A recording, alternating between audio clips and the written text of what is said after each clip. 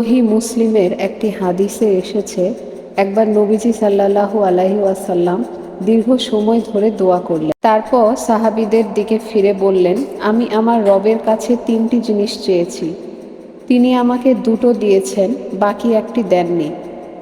আমি আমার রবের কাছে দোয়া করেছি আমার উম্মতকে যেন দুর্ভিক্ষ থেকে ধ্বংস না করেন। তিনি আমার দোয়া কবুল করেছেন। আমি আমার রবের কাছে দোয়া করেছি আমার উম্মতকে বন্যায় ডুবিয়ে যেন ধ্বংস না করে। তিনি আমার এ দোয়াটিও কবুল করেছেন।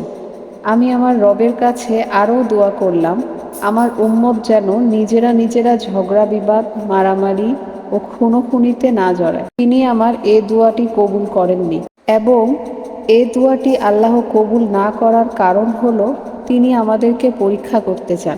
এ সূরায় আল্লাহ আমাদেরকে ঐক্যবদ্ধ থাকার আদেশ দিয়েছেন বহুবার। এমনকি উহুদ যুদ্ধে ঐক্যবদ্ধ না থাকার পরিণাম কি হয়েছে হাতে কলমে তা ধরিয়েও দিয়েছেন।